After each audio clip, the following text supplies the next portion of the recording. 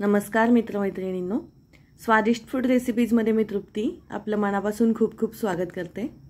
तर आज आपण पाहणार आहोत मशरूम मसाला कसा बनवायचा। तर या पद्धतीने जर तुम्ही मशरूम मसाला बनवलात तर तो तुमचा एकदम फेवरेट होऊन जाईल आणि तुमच्या घरातील प्रत्येक व्यक्तीला तो नक्की आवडेल याची मी गॅरंटी देते। चला तर मग आता बनवायला सुरुवात करूयात। तर यासाठी मी इथे 200 ग्रॅम इतके मशरूम घेतलेले आहेत। हे थोडेसे सफेद कलरचे आहेत। तुम्हाला जर हवं असेल तर तुम्ही याचे थोडंसं हलकसं वरून साल सुद्धा काढू शकता। आता याला मी बारीक बारीक तुकड्यांमध्ये कट करून घेते। याचे मी 4 भाग करते आणि जे छोटे आहेत ते तसेच अखंड ठेवलेले आहेत। तर एका कढईमध्ये थोडंसं तेल घेतलेलं आहे आणि 1 चमचा इतकं तूप टाकून घेतलेलं आहे। त्यामध्ये थोडेसे जिरे टाकून घ्यायचे आहेत। जिरे तडतडले की त्यानंतर आपण यामध्ये 2 वेलच्या टाकून घ्यायच्या आहेत, 2 लवंगा। वेलची आणि लवंगामुळे याला छान फ्लेवर येतो आणि यामध्ये आपण छोटीशी दालचिनी पण टाकून घ्यायची आहे। दालचिनीमुळे याच्या चवीमध्ये बराचसा फरक पडतो, याची टेस्ट खूप इन्क्रीज होते। आता या ठिकाणी मी 2 मोठे कांदे कट करून घेतलेले होते। असे बारीक बारीक कट करून घेतल्यानंतर याला आपण कढईमध्ये तेलामध्ये टाकून छान भाजून घेणार आहोत। कांदे बऱ्यापैकी गुलाबी रंगावर आल्यानंतर त्यामध्ये 1 मोठा टोमॅटो घालायचा आहे, तो सुद्धा यामध्येच असं भाजून घ्यायचा आहे। टोमॅटो हा यामध्ये टाकल्यानंतर थोडासा गळायला सुरुवात होते, त्यासाठी आपण याला थोडंसं मीठ टाकून घेणार आहोत। आता यामध्ये मी थोडंसं मीठ टाकून घेते, म्हणजे यातला कांदा आणि टोमॅटो छान गळला जातो आणि छान भाजला जातो, याची ग्रेव्ही व्हायला मदत होते। तर आता याला छान परतून झाल्यानंतर मी यामध्ये टाकत आहे अर्धा चमचा इतकी धणा पावडर, 1 चमचा इतकं काश्मीरी लाल तिखट आणि अर्धा चमचा इतकं तिखट मिरची पावडर। तर या ठिकाणी तुम्ही तिखटाचं प्रमाण कमी जास्त करू शकता।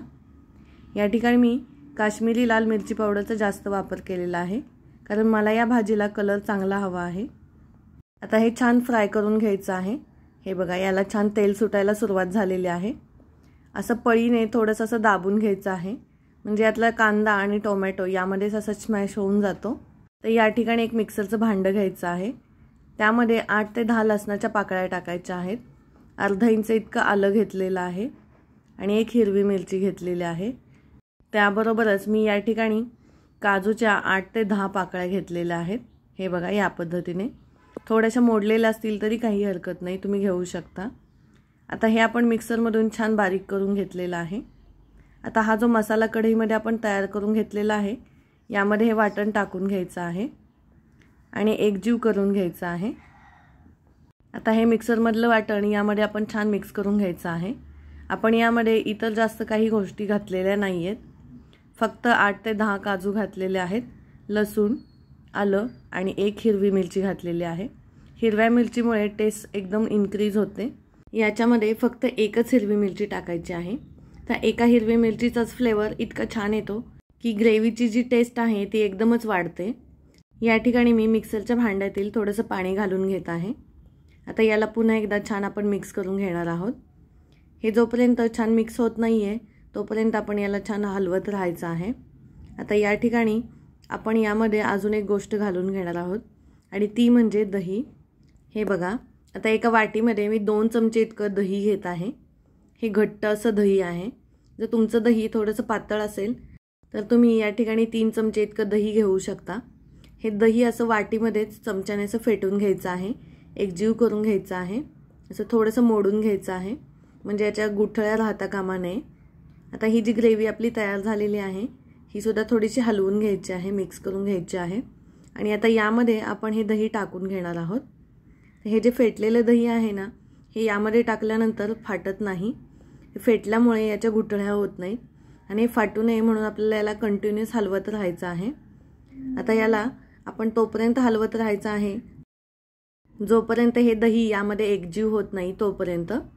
तर हे एकजीव होईपर्यंत असं आपण हलवत राहायचं आहे। हे बघा, याचा कलर पण लगेच चेंज झालेला आहे, याला असं लाईट ऑरेंज असा कलर आलेला आहे। हे व्यवस्थित छान उकळलेलं आहे। आता यामध्ये मी मशरूम टाकून घेते। मशरूमचे आपण तुकडे कितपत मोठे केले होते हे तुमच्या लक्षात आलं असेल। मशरूम हे शिजल्यानंतर थोडंसं बारीक होतं, त्याला पाणी सुटतं आणि त्यामुळे ते बारीक होतं।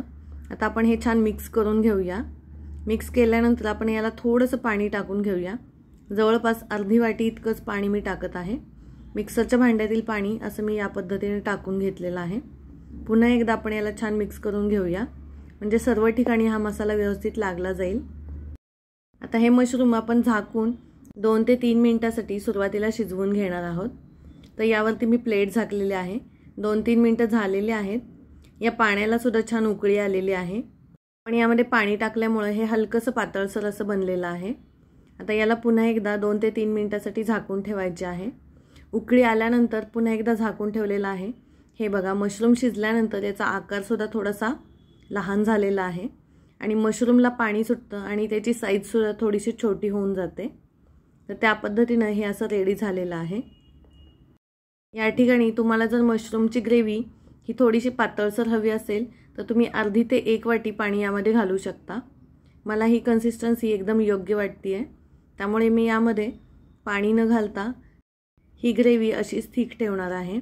आता यामध्ये मी टाकलेली आहे 2 चमचे इतकी कसुरी मेथी, अशी छान चुरडून टाकायची आहे, म्हणजे ती यामध्ये एकदम मिक्स होऊन जाते।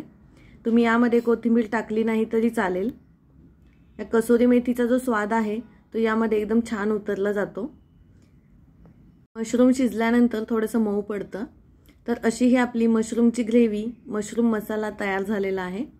तर तुम्हाला हा आवडला का हे मला कमेंट करून नक्की सांगा आणि अशाच नवीन नवीन रेसिपीज पाहत राहण्यासाठी आमच्या चॅनेलला सबस्क्राइब नक्की करा। चला तर मग आता भेटूयात पुढल्या रेसिपीमध्ये। तोपर्यंत नमस्कार, थँक यू।